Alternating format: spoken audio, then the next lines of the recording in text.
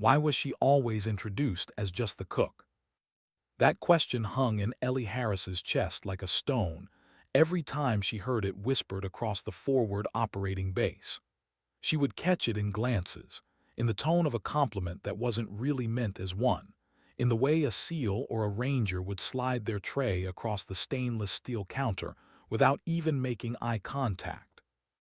She was 27 years old, hair pulled back into a tight ponytail, sleeves rolled, hands moving with surgical precision as she carved chicken breasts or stirred massive pots of chili. To them, she was invisible. To them, she was background noise. But that morning, long before the alarms, long before the impossible decision she would make, Ellie was already awake before most of the base. It was 400, and the desert air still held the cold of the night. She walked into the galley and touched the countertops the way some people touch the hood of a car before a long drive, a ritual of presence, of grounding. Feed them right, her father used to say, because a man fights better when he believes someone cares enough to put effort into what keeps him alive. She had taken that lesson into the Navy, wearing a uniform that seemed to confuse people.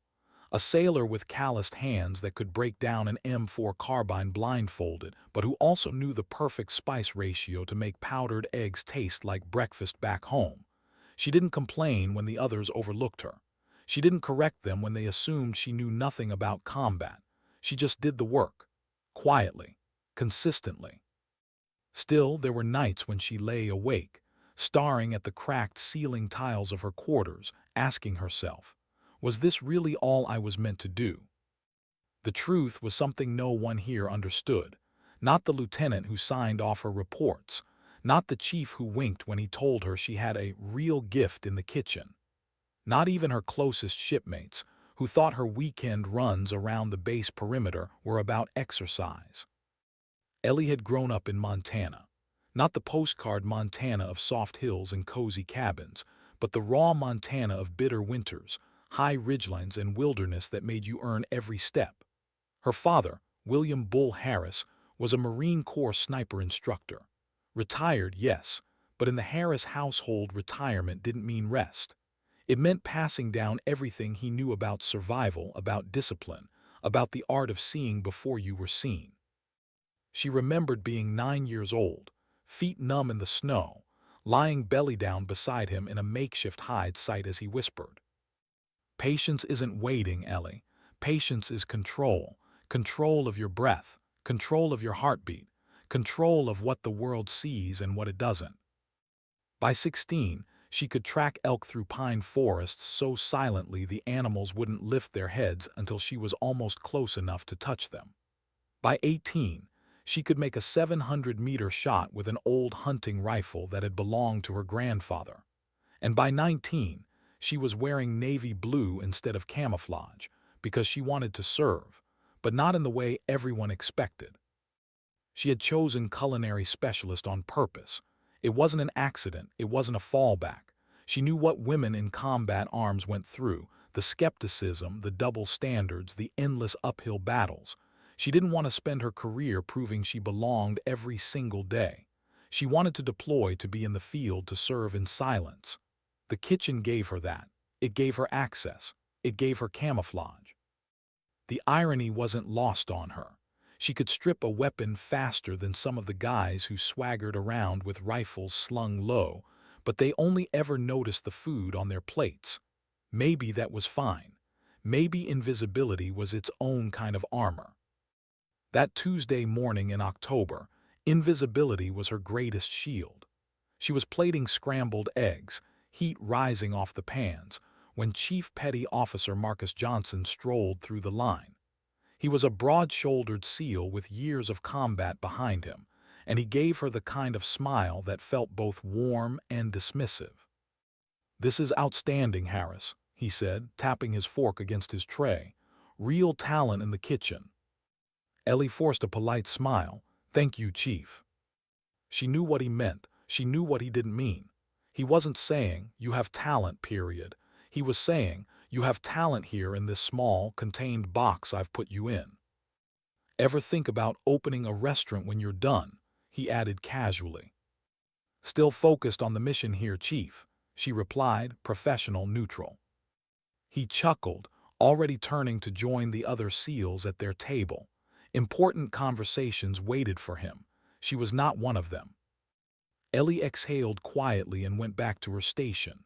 Her hazel eyes caught everything: who walked where, which way the wind pushed the dust across the compound, how long it had been since the last resupply convoy. None of it mattered to anyone else, but to her, observation was habit. Survival was habit. Later that afternoon, Lieutenant Sarah Mitchell called her in for a review. Mitchell was different. She paid attention. She had looked at Ellie's file and noticed things most people skimmed over. "Harris," Mitchell said, folding her hands over the paperwork, "your weapons qualifications are exceptional. You've completed advanced tactical training most in your rating don't even attempt. Why culinary specialist?" Ellie gave the practiced answer. "Ma'am, I wanted to serve, and I'm good at cooking. Troops need to eat." Mitchell studied her carefully. "You could have qualified for other ratings, even special operations support roles." "Every rating is important, ma'am," Ellie said. "I'm serving where the Navy needs me." But inside something shifted. Mitchell wasn't mocking her. Mitchell wasn't blind. Mitchell saw something that was new, that was rare. Ellie left the office with a small knot of pride tangled with doubt. Maybe she could have done more. Maybe she should have. She didn't know that within hours, that question would stop being theoretical. It started with the alarm.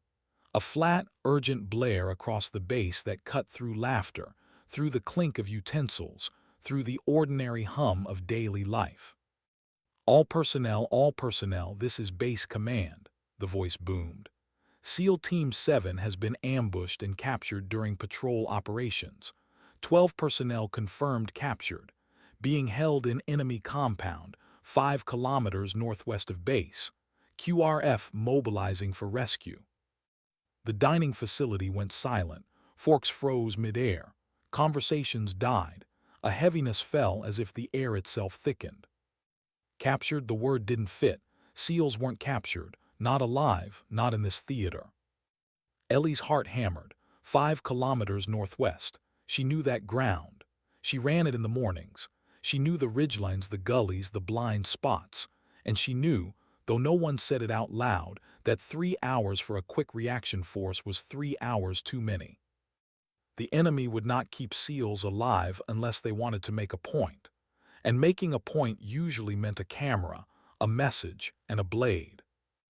Ellie wiped her hands on her apron, but her mind was already moving, calculating, mapping, remembering her father's words: patience is control, but sometimes patience costs lives. Around her, soldiers whispered, stunned, waiting for command to tell them what to do, but Ellie already knew. She didn't feel invisible anymore. She felt seen, but not by them, by the weight of what was about to happen. She took off her apron, folded it, set it on the counter like she might return to it, but deep down she knew she wouldn't, not the same way, not ever again. She walked out of the galley without looking back. In her quarters she changed with a steady rhythm. Combat utilities, body armor, boots. She checked her M4 carbine, the metal clicking into place with the familiar comfort of a childhood toy. Ammunition, water, an assault pack filled with quiet necessities, bandages, rations, spare mags. Her hands didn't tremble, they never did. As she opened her door, Lieutenant Mitchell was standing there, eyes wide, words sharp. "Harris, what are you doing? You're not QRF."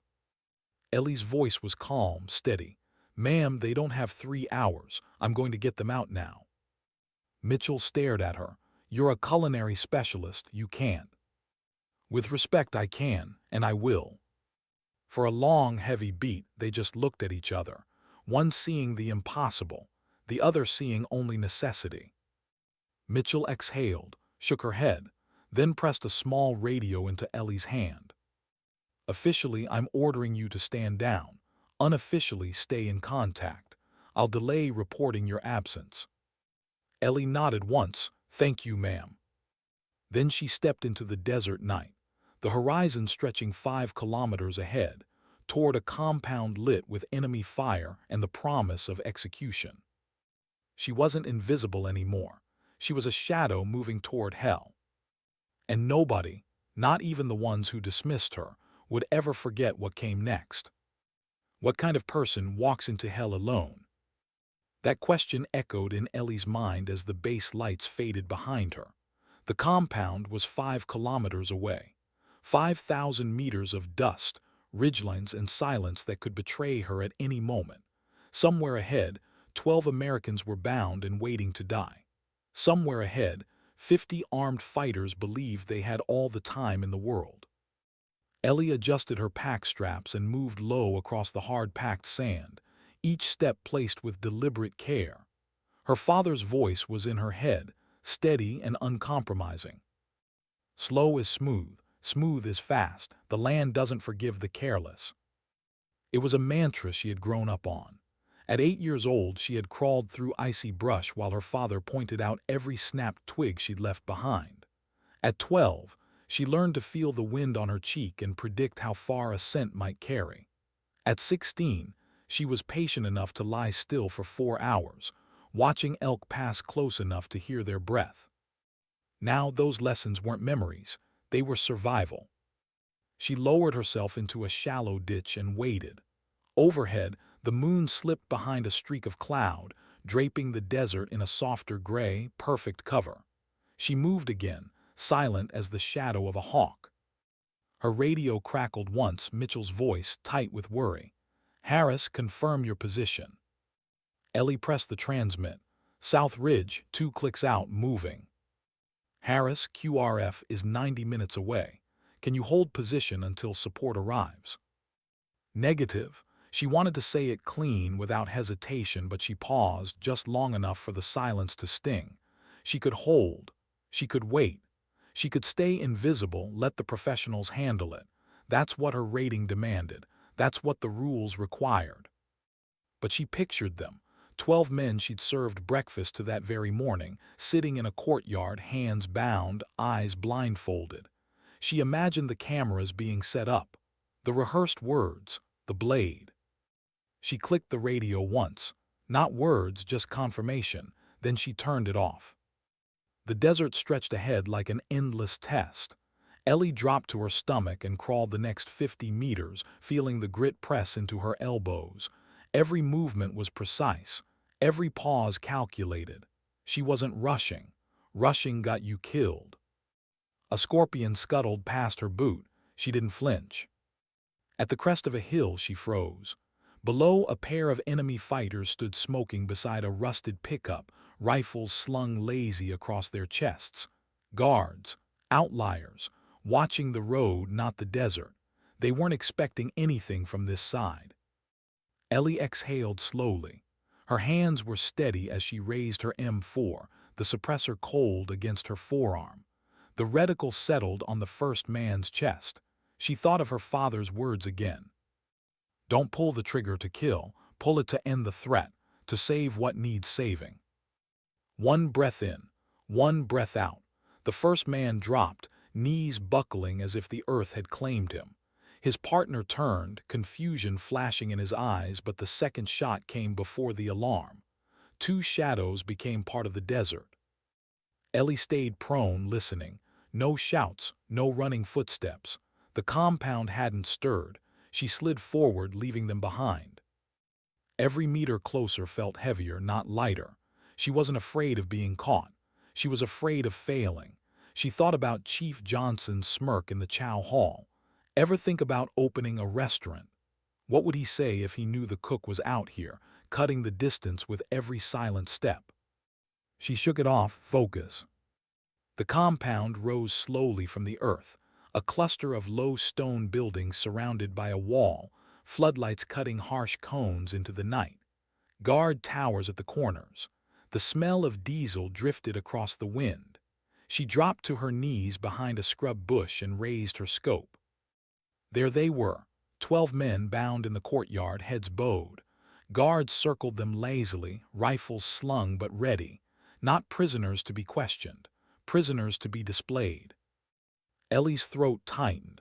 She could see the execution platform being built at the far end of the yard, wood planks, a camera tripod, the kind of stage meant for propaganda. Her chest burned with something deeper than fear. It was anger, not wild, not reckless, controlled, focused, a fire in the veins that said, "Not on my watch." She whispered to herself, barely audible, "You have 2 hours, they don't." She studied the patterns. Guards rotated every 15 minutes. The north wall was less patrolled, the terrain rising close enough for cover. The towers had lines of sight, but not to each other. Weaknesses, gaps, flaws, every compound had them. She just had to find enough. Ellie eased down her pack and unrolled a small strip of cloth, her father's old shooting rest. She set her rifle, adjusted her breath, and sighted in. The first tower guard leaned lazily against the rail, smoking. One breath, one shot. He folded, silent. She shifted, exhaled again. Second tower, another shadow fell. Minutes stretched into forever as she worked methodically, every trigger pull erasing another piece of the perimeter. She didn't think about what would happen if she missed. She didn't think about what would happen if one of them shouted. She thought only of control. Smooth, steady, invisible. By the time she slid her scope back to the courtyard, 8 enemy fighters were gone. The defenses had holes now, holes big enough to move through. Ellie keyed her radio once low. In position, targets thinned, moving. But no reply came. Mitchell was probably waiting, or refusing to listen. It didn't matter. Ellie crawled another 50 meters forward, dirt grinding into her teeth as she hugged the earth. Ahead, she could see the prisoners shifting, some of them lifting their heads as if sensing something. Maybe hope, maybe nothing. She pressed her cheek to the stock and whispered again, "Hold on, just a little longer." For a fleeting moment she hesitated. She wasn't supposed to be here. She wasn't supposed to do this. She was a cook, a sailor with a different rating, a name buried in paperwork no one read past page 1. If she failed, the Navy would erase her, call it recklessness, call it madness. But if she succeeded, 12 lives, 12 men who'd never see it coming. Her pulse slowed. The decision was made. Ellie tightened her grip on the rifle and prepared to move. The desert was quiet, holding its breath with her. And somewhere in the compound, the first enemy fighter began setting up the camera. What do you do when silence is the only weapon you have left? Ellie lay motionless in the dirt, 30 meters from the compound wall, the moonlight a faint shimmer across the barrel of her rifle. Her breathing was shallow, controlled, the way her father had drilled into her. Breath is noise. Noise is betrayal. If the land can hear you, so can the enemy. She could see the courtyard clearly now. 12 SEALs, bound wrists, blindfolds, heads tilted forward, exhaustion written in the bend of their spines. They had survived the ambush, but this wasn't survival anymore. It was waiting, waiting for the cameras to roll, waiting for the world to watch them die. Ellie's heart pressed against her chest, but she didn't let it quicken her movements. Panic wastes time. Time kills. She scanned the defenses again, this time with purpose. Guards walked lazy rotations near the south and west walls. A machine gun nest overlooked the main gate. The north side, the side she had chosen, remained weaker, only one roving pair of fighters with rifles slung casually. They thought no one would come from this direction. That was their first mistake. Ellie slid her pack closer and pulled a coil of climbing rope free. The north wall wasn't tall, maybe 12 feet, but she'd need precision and speed to get over it. She tied a quiet loop, hands working automatically, her father's voice echoing. Preparation is survival. Never climb without knowing how you'll descend. She froze when laughter carried from the courtyard. 2 guards were mocking the prisoners, lifting their heads by the hair, forcing them to their knees. Ellie's stomach tightened. One of them slapped Chief Johnson hard across the face, and even from this distance she could hear the dull crack of impact. Her jaw clenched. She had to move, but she couldn't let emotion dictate her first step. Emotion was noise. She checked the roving guards again. Their pace was sloppy, their arcs predictable. She waited until they crossed behind the wall, blind to her position. Then, moving low and fast, she reached the stone surface, pressed her body flat against it, and anchored the rope. The climb was muscle memory. Quiet, controlled, steady. Every movement rehearsed through years of Montana ridgelines and Navy obstacle courses. She reached the top, eased herself over, and dropped into the shadows inside the compound. Her boots touched dirt with no sound. The smell hit her first: diesel, sweat, and something acrid from the cooking fires smoldering nearby. Voices murmured in a language she didn't understand, but the tone was clear. Casual, careless, certain. They didn't believe rescue was possible. Ellie stayed low, sliding behind a stack of empty barrels. From here she could see the prisoners better. Johnson's lip bled where the guard had struck him. Another SEAL sat with his head tilted awkwardly, maybe concussed. Their hands were bound with rope, not metal, and that gave her hope. Rope could be cut. She pulled the radio from her vest and keyed it softly. "Mitchell, I'm inside." Static, then. "Harris, you need to wait. QRF is en route. Hold position until they arrive." Her eyes flicked to the courtyard again. One of the guards was hauling lumber toward the platform. Another was adjusting the tripod. She imagined the countdown clock ticking in the enemy's head. She whispered back, "They don't have 90 minutes, they don't even have 30. And then she clicked off the radio. Ellie crawled along the inner wall, using shadows like armor. She moved position to position, never rushing, always thinking 3 steps ahead.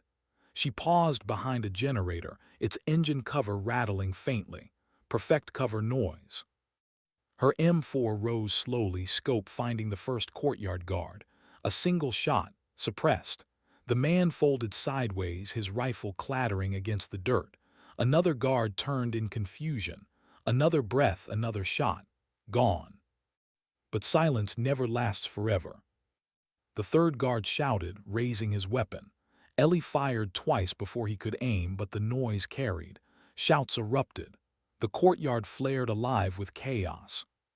She broke cover, sprinting toward a low wall that bordered the courtyard. Gunfire cracked into the night, wild, uncoordinated. She ducked behind the stone, heart hammering, dust spraying across her face. Voices roared, boots thundered. She peeked, sighted, fired. One man down, shift left. Another down. Her father's training steadied her hands. Never stay where you fire. Move, even if it's inches. A predator that lingers becomes prey. She shifted, fired again. A guard fell against the tripod, knocking it sideways. The prisoners flinched, heads ducking, unsure what was happening but sensing hope.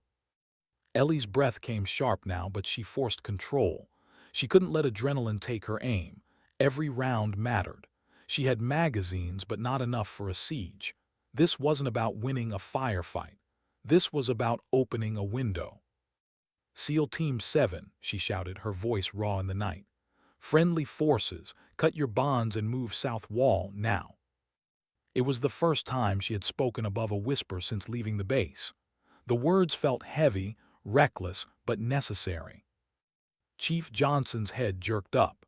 He didn't recognize the voice, but the message was unmistakable. He twisted against his ropes, cutting at them with sheer force, finally snapping them against the rough ground. His hands free, he ripped the blindfold from his eyes and looked around wildly.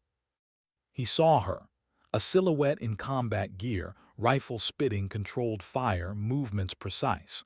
For a second his expression froze, confusion, disbelief. Then survival took over. "Move," he barked to his men, tearing the bonds off the nearest SEAL. Ellie shifted fire, covering their scramble. Enemy fighters poured from doorways now, rifles barking, shouts mixing with panic. Bullets chipped the stone beside her. She ducked, rolled, came up firing. 1, 2, 3 down. Her chest burned with focus. She wasn't faster than them, she wasn't stronger, but she was steadier. Every shot a choice, every shot a calculation. The SEALs surged toward the south wall, stumbling, half blind but moving. Johnson shoved the weakest forward, hauling another to his feet. The bonds fell away one by one. Ellie sprinted across the courtyard's edge, firing as she ran, closing the distance to cover their retreat. Her boots pounded against dirt, her rifle hot in her hands. A figure appeared in her path, rifle raised, eyes wide. She fired before thought. The man dropped, skidding across the ground. Johnson reached the wall first, shoving one of his men up, boosting him over. The others followed, scrambling, cursing, gasping. Ellie arrived last, sliding into cover beside him. Dust streaked her face. Sweat soaked her collar, but her eyes were steady. Johnson stared at her, not at the rifle, not at the gear, at her face. Recognition hit like a blow. Harris, his voice cracked with disbelief. What the hell? No time, she snapped. Her tone was sharp, decisive, nothing like the woman who had served him chicken 2 days ago. They're regrouping. Move now. Gunfire roared behind them. Enemy fighters were rallying, pushing from the barracks, pouring toward the courtyard. Shouts carried, orders barked. Ellie boosted another seal over the wall, then climbed herself, landing hard on the other side. She turned, rifle up, covering Johnson as he dropped down last. They were out alive, but the desert wasn't safety. The desert was pursuit. Ellie pointed toward the ridgeline, breath coming in hard bursts. This way, move, stay low. The SEALs followed, still staggering, still bleeding, but alive because of a cook who had refused to stay invisible. And behind them, the compound exploded with noise. 50 fighters, realizing their stage was empty, their prisoners gone, and a shadow in the night had stolen their victory. How far can you run when the night itself is hunting you?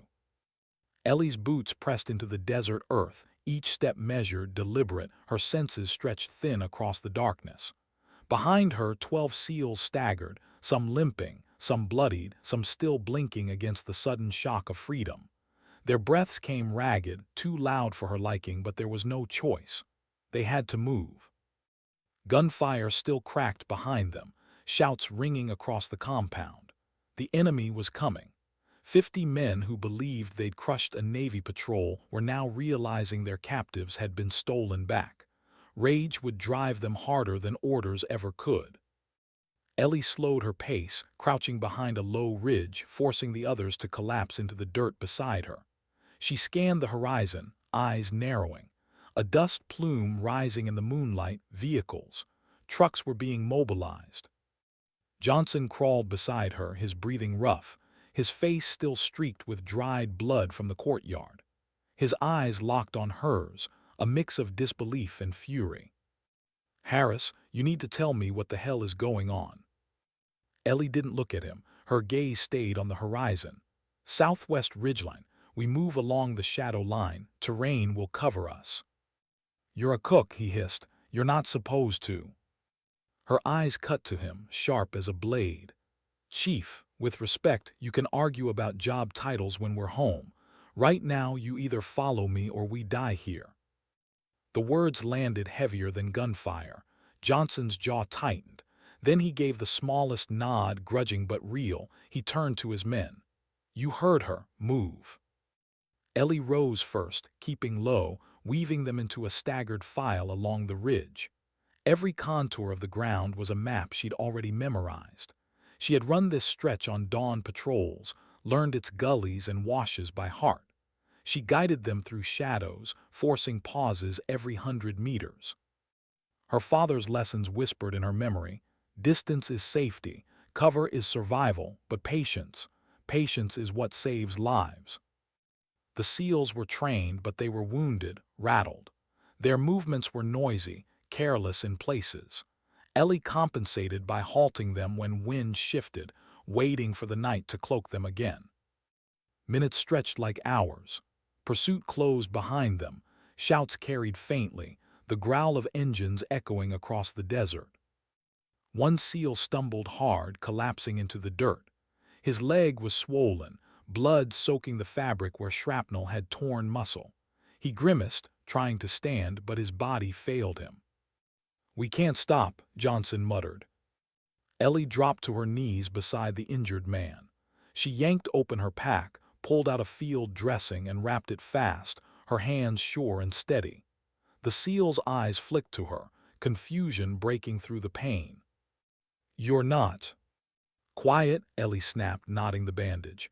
She hauled him up with surprising strength, slinging his arm across her shoulders. "You walk, lean on me. We keep moving." The others watched, not disbelief now, something else. A shift. The cook wasn't invisible anymore. She was weight-bearing, she was leading. They pressed on, the desert swallowing them again. The first shots came 10 minutes later. A crack of rifles from the east ridge, rounds kicking dirt near their feet.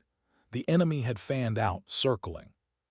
"Down," Ellie ordered, shoving the wounded man into cover behind a rock outcrop. She dropped to prone, rifle raised. Her eyes tracked the muzzle flashes, calm, precise. One breath, one shot, silence, another flash, another shot, silence. The SEALs returned fire now, their training automatic despite exhaustion. Johnson crawled beside her, firing bursts, then glanced at her shooting. His expression shifted, shock softening into respect. "Where the hell did you learn that?" he muttered. "Montana," Ellie said flatly, reloading with calm hands. The firefight lasted only minutes, but minutes stretched like eternity under bullets. When it ended, 5 enemy fighters lay scattered on the ridge. The silence that followed was heavier than before. Ellie rose, scanning. "We move now."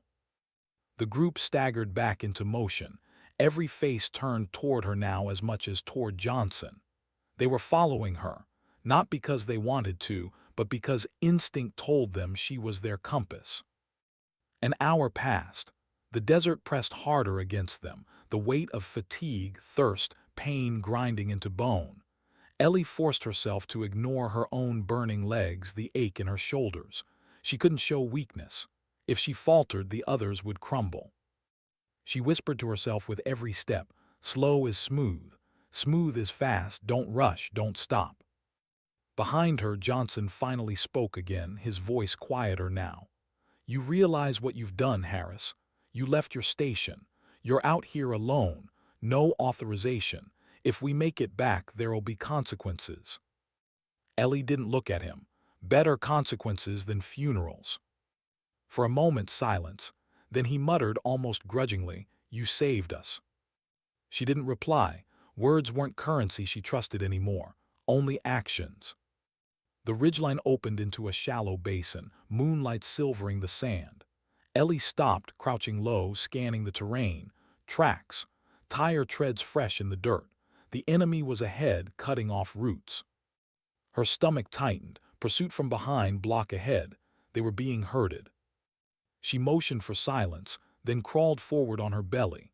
30 meters ahead, a truck idled near a narrow pass, its headlights dimmed. Fighters crouched around it. A trap. Ellie exhaled slowly. There were too many to engage directly, too much noise. They needed another way. Her eyes traced the cliffs to the right, steep, jagged, but climbable, risky, slow, but it might work. She crawled back to the group. "Change of plan, we climb the east wall, quiet, one at a time." Johnson's eyes widened. "You're insane. Half these men are wounded." "You want to walk into that?" Ellie jerked her chin toward the ambush. Johnson looked, saw the fighters waiting, and his face hardened. He nodded. "Fine, you lead." One by one, Ellie guided them up the jagged slope, her own body absorbing weight, hauling men when they slipped. Her arms trembled, but she never slowed. Sweat stung her eyes, grit filled her nails, but she kept moving, forcing them higher. By the time they reached the top, dawn's first light touched the horizon, painting the desert in pale gray. The SEALs collapsed against the rocks, panting, beaten, alive. Ellie crouched at the edge, scanning the basin below. The enemy truck idled unaware, waiting for prey that had already slipped past. For the first time that night, she let herself breathe deep. But relief didn't come. Ahead lay 3 more kilometers of hostile ground. Ahead lay another 90 minutes before QRF arrived. Ahead lay choices that would push her further than she had ever gone. She closed her eyes for half a second, hearing her father's voice again. Patience is control, but courage is when control meets necessity. When she opened them, she stood, dusted her hands, and looked at Johnson. Get your men up, we're not done yet. And for the first time, Johnson didn't argue. He just nodded and gave the order. The cook was leading SEALs now, and they all knew it. What happens when the night stops hiding you? The first pale light of dawn crept across the horizon, stripping away the shadows that had cloaked their movements. Ellie felt the change immediately. Darkness had been her ally. Now the desert opened itself, wide and merciless, every rock casting shadows too short, every movement exposed. She crouched at the ridgeline, scanning. The basin below stretched flat, broken only by sparse brush and the faint snake of a dry riverbed. Beyond it, 3 kilometers of hostile ground separated them from the rally point. 3 kilometers that would take a quick reaction force another hour to reach.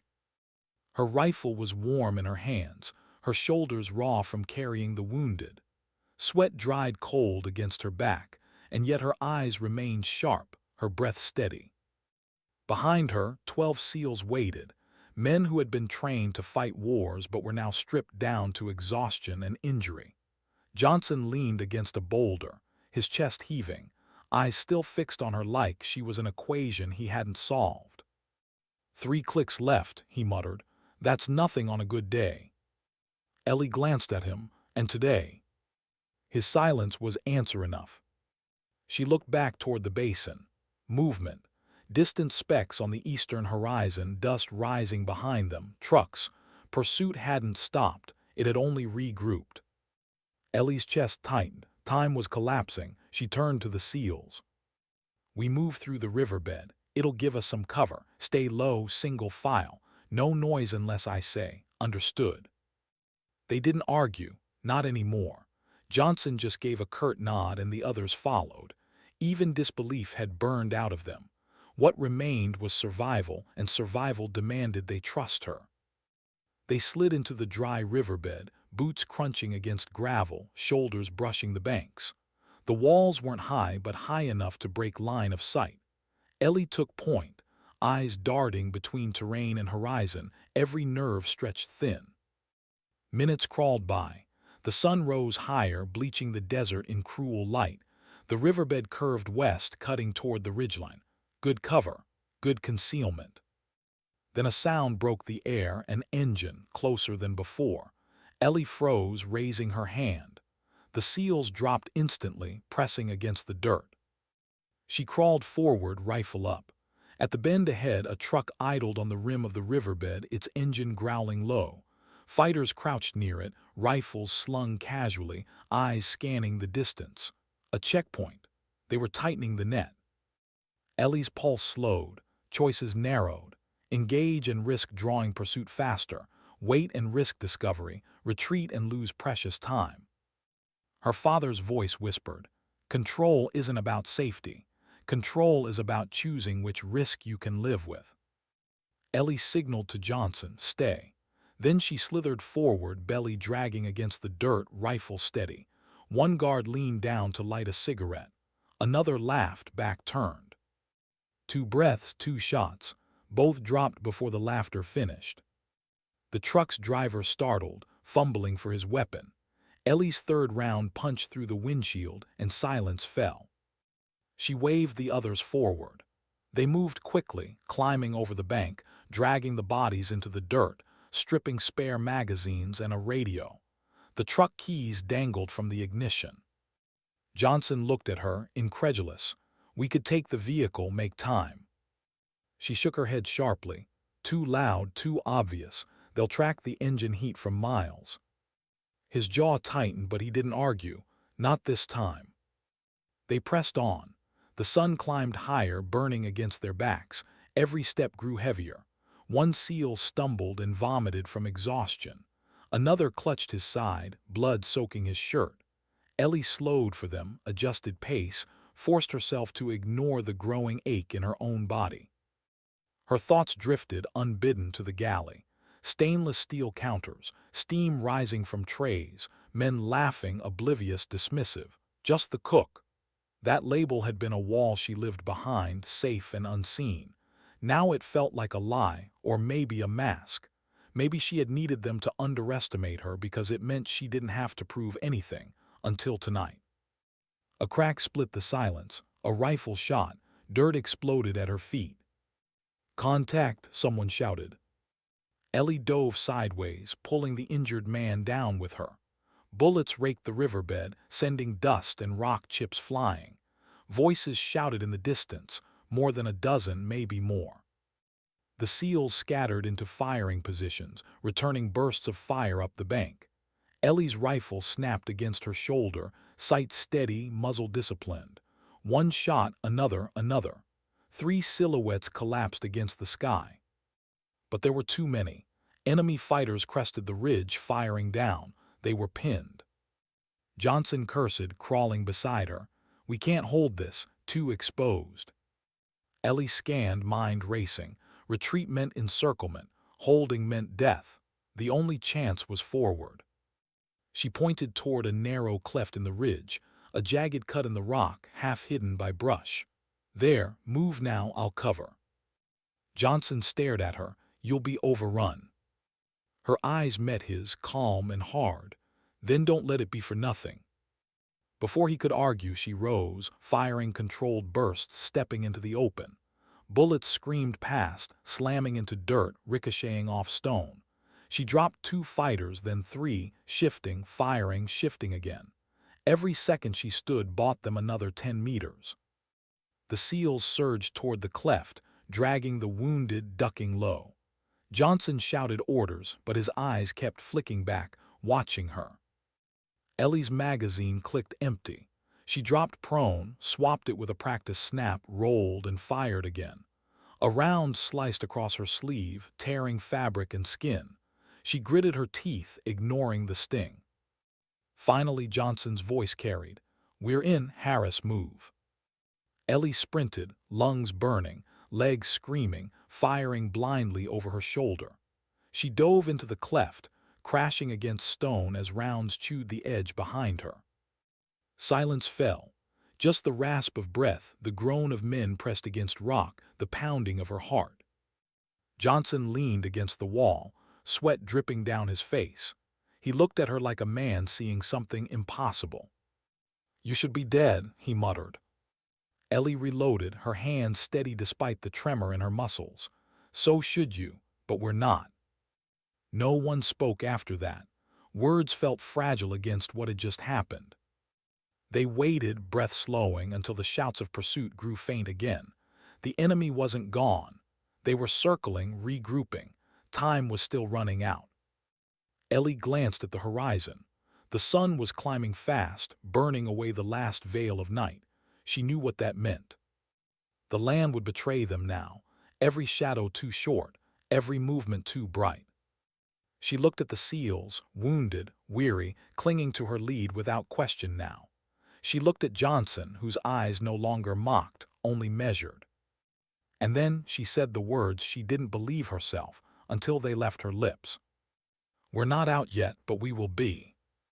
The desert gave no promises, only demands. And Ellie Harris had already given it everything she had. What do you do when the sun itself becomes your enemy?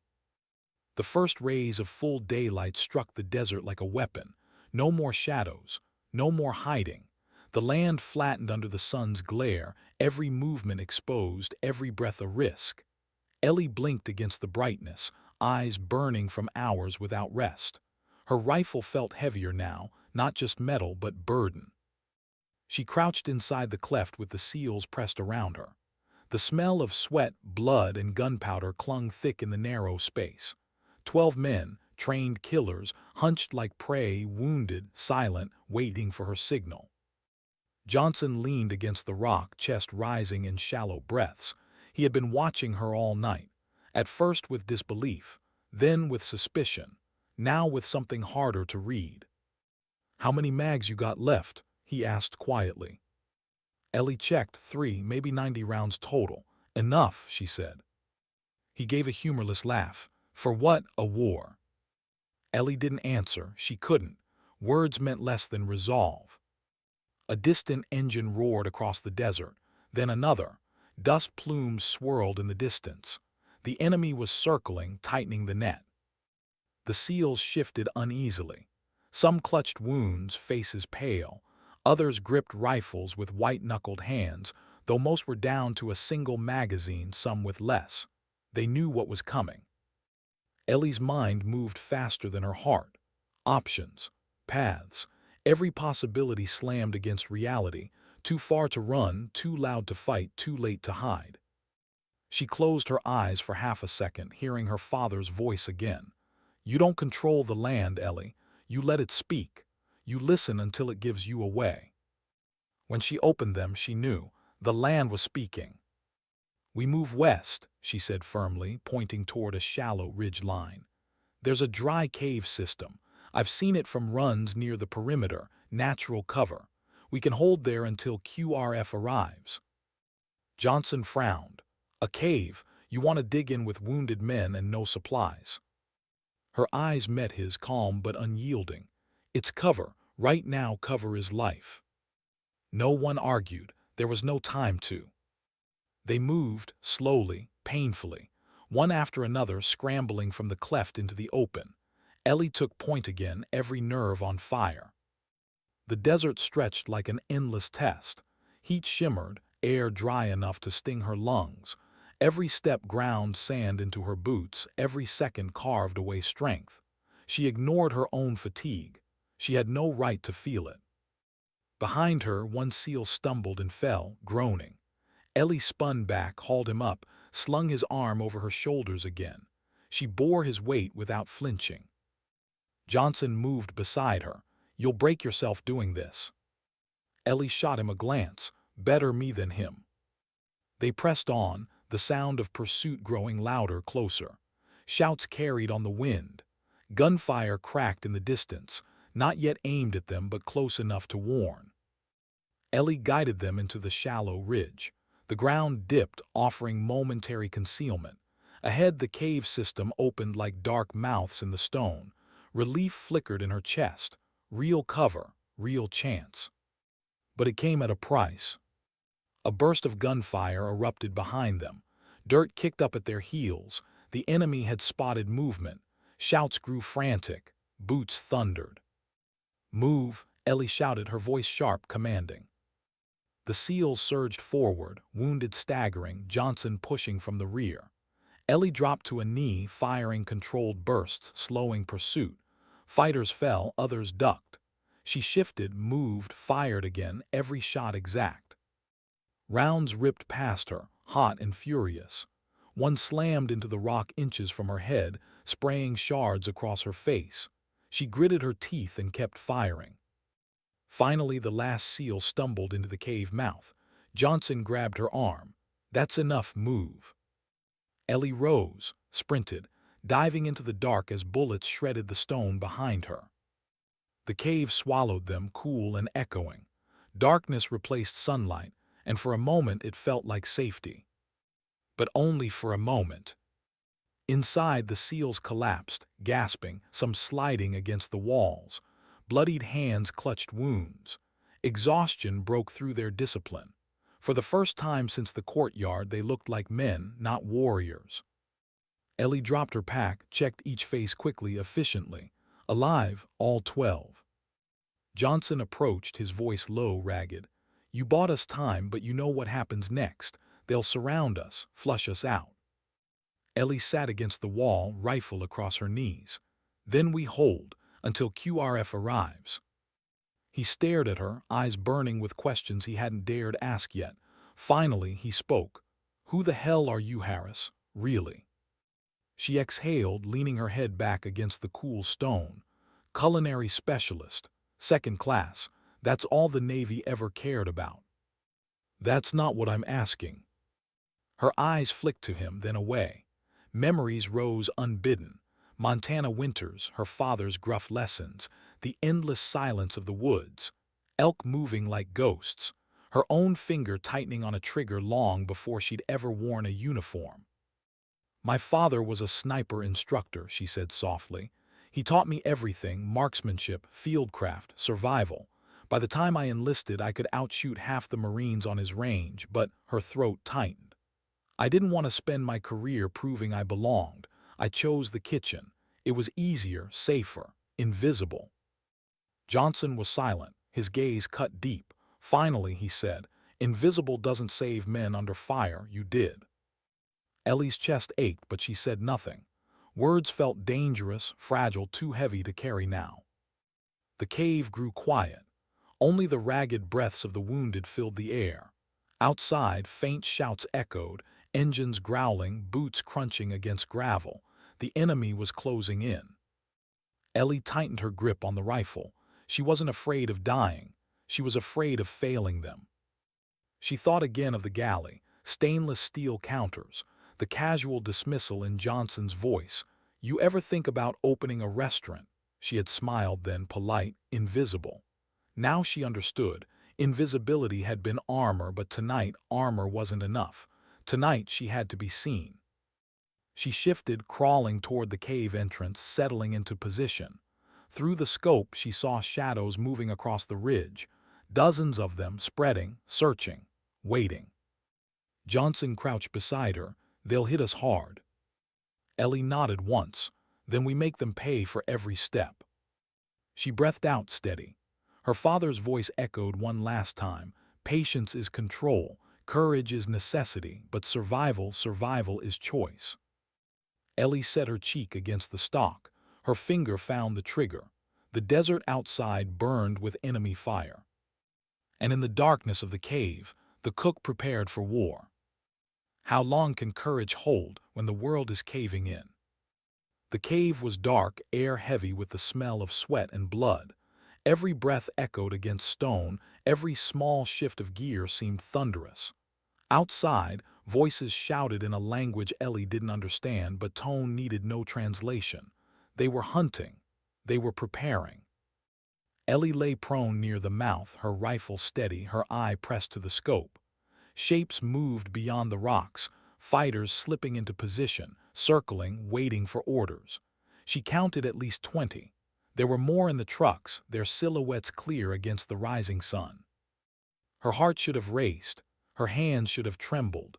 But she had been here before, not in combat but in silence. Lying still for hours in Montana snowbanks, waiting for elk to appear, fighting her own heartbeat, her own impatience. This was the same. The prey was different, the stakes infinite. Behind her, the SEALs shifted quietly, rechecking weapons, whispering to each other in low, clipped tones. They were trained for this. They had lived siege drills before. But their bodies betrayed them. Bandaged wounds, pallid faces, exhaustion clinging like a weight none of them could shed. Ellie felt their eyes on her. She wasn't supposed to be here. She wasn't supposed to be the one holding the front. Yet they watched her like she was their anchor. Chief Johnson crouched beside her, peering out. His jaw was clenched, his eyes hard, but his voice was softer now, lower. "They'll try to flush us. Grenades, maybe smoke. Then they'll rush, standard play." Ellie nodded once.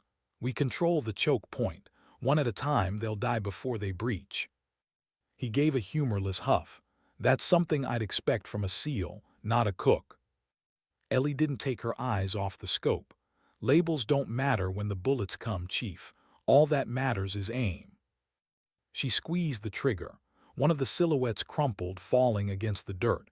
Chaos erupted outside, shouts, scrambling feet. Another figure darted into view. Another shot.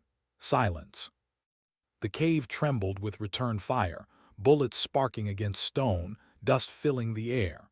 The SEALs flinched but held their ground. Ellie rolled sideways, reloaded, pressed her cheek to the stock again. The world narrowed, her breath, her heartbeat, her trigger, another enemy down. "Hold," she muttered, though no one had moved. "Hold." The first grenade clinked against stone and rolled inside. "Down," Johnson barked, dragging two men flat. Ellie didn't move. She grabbed the grenade, hand steady, and hurled it back out with a single motion. A blast shook the ground, screams ripping the air.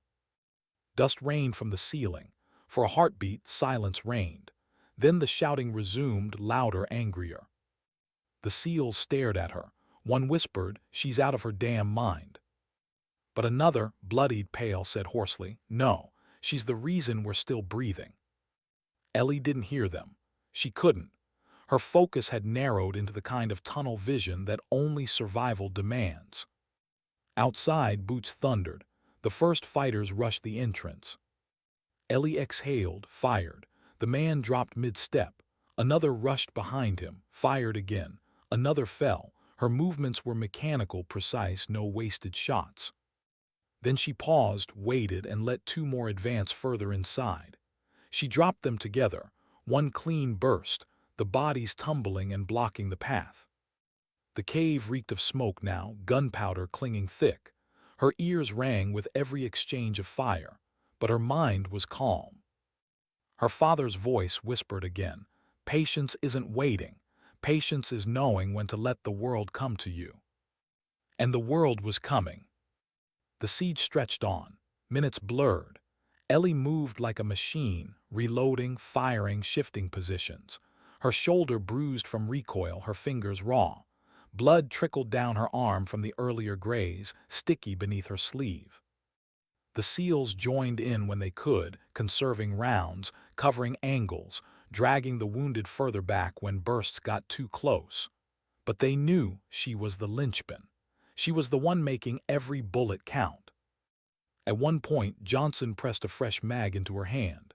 His eyes met hers, hard but steady. "You're not just saving us. You're buying time for QRF. They'll be here." Ellie didn't look up. They'd better be. Time warped inside that cave. Seconds dragged like hours, hours compressed into heartbeats. She lost count of how many she dropped. 10, 15, more. The bodies outside piled, and still the enemy pushed, rage driving them past reason. At one point, a fighter crawled low, tossing another grenade inside. It landed deeper, closer to the huddled SEALs. Ellie sprinted without thought, scooping it up, her body burning with urgency. She hurled it back, dove flat, ears splitting as the blast shook the walls. Dust filled her lungs, choking, but when she lifted her head, the SEALs were still alive. Johnson grabbed her arm. His voice was hoarse, urgent. "You're insane." Her reply was simple, quiet. "Alive is all that matters." Outside, the shouting grew more desperate. Trucks revved. Fighters barked orders, frantic now. They had expected an easy kill, a swift recapture. Instead, they were bleeding in the sand, their momentum broken against a cave mouth held by a cook. But Ellie knew the truth. They couldn't hold forever. Ammo was running low. Her last mag sat heavy in her pouch. The SEALs were spent, some half-conscious. The enemy wasn't done. She pressed her radio, whispering, "Mitchell, do you copy?" Static hissed, then a voice urgent, breathless. "Harris, we're 20 minutes out. Hold." 20 minutes, an eternity. Her throat tightened, but she forced steel into her voice. "Copy, we're holding." She clicked off, turned back to the men. Their eyes were on her again, watching, waiting. Belief and disbelief tangled in their faces. She swallowed the lump in her throat. She couldn't let them see her doubt, couldn't let them see her fear. "They're coming again," she said, her voice steady, commanding. "We make every round count. We don't give them this cave." Johnson's gaze lingered on her, something almost like respect glinting in the weariness. "You were never just the cook, were you?" Ellie chambered another round, her cheek pressing to the stock. Her answer was quiet, more to herself than him. "I was what they needed me to be, until now." Outside, the enemy roared, surging for one final push. And inside, Ellie Harris braced herself, her last magazine heavy with the weight of 12 lives. How long can one person carry the weight of 12 lives? Ellie's last magazine felt heavy in her pouch, though it was lighter than air. 19 rounds. That was all. 19 choices between life and death. She slid it into her M4 with a click that echoed against the cave walls like a drumbeat. The SEALs around her were silent now. No nervous whispers, no questions. They were waiting, trusting. as if the impossible weight of survival had shifted onto her shoulders alone.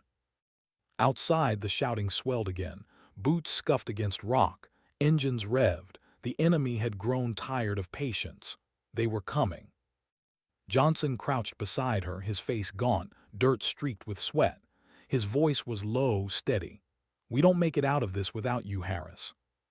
Ellie's throat tightened, but she didn't answer. She couldn't. Words felt fragile, and this moment demanded steel. The first fighter charged the entrance, rifle raised. Ellie fired once. The man folded instantly. Another followed, 2 shots, another body in the dirt. The cave filled with gunpowder smoke, her lungs burning. She shifted, exhaled, fired again. Each round counted. Each round delayed the inevitable. But they kept coming. 3, 4, 5. Her rifle cracked, muzzle flashing in the gloom until the magazine was half gone. The SEALs added their fire when they could, bursts that bought seconds, not minutes. Then a grenade clinked against the stone, rolling deeper inside. Ellie didn't hesitate. She dove forward, scooped it, and hurled it back out. The blast shook the ground, rattling her bones. Dust cascaded from the ceiling. Her ears rang, but she stayed prone, firing again. Her last rounds dwindled. 10, 9, 8. Johnson's voice shouted behind her, "They're pushing hard." "I know," Ellie barked, her voice ragged, raw. Another fighter charged. Ellie squeezed the trigger, click, empty. Her stomach dropped. She ejected the mag, checked her pouch. Empty, nothing left. For the first time that night, silence stretched inside her. No rounds, no options, just her heartbeat loud in her ears. The enemy surged at the mouth of the cave. She raised her rifle anyway, aiming an empty weapon, her teeth gritted, her chest burning with defiance. If this was the end, she would meet it standing. But then, above the shouting, another sound split the sky. The low thunder of rotors, helicopters. Ellie's chest heaved. Relief and disbelief tangled inside her. She turned, eyes wide, as the SEALs' faces lit with something that had nearly died in them. Hope. QRF had arrived. Outside, chaos erupted. The enemy turned their fire skyward as Black Hawks roared in, heavy machine guns spitting arcs of fire. The ground trembled beneath the fury of steel and air. Explosions thundered across the desert, dust billowing high. The fighters at the cave mouth faltered, breaking under the storm. Ellie snatched a dropped magazine from a fallen enemy, slammed it into her rifle, and fired again, driving them back. The SEALs joined, their last rounds flaring with new fury. Moments blurred into a storm of noise, rotors, gunfire, shouts. Then silence. When the dust cleared, the ridge outside was littered with bodies, trucks burning, fighters scattering into the distance. The battlefield was broken, the siege ended. Ellie lowered her rifle, her hands trembling for the first time. Her body sagged against the stone wall, every muscle screaming. The SEALs slumped around her, some laughing through exhaustion, others simply staring at her in awe. Johnson knelt beside her, his hand gripping her shoulder.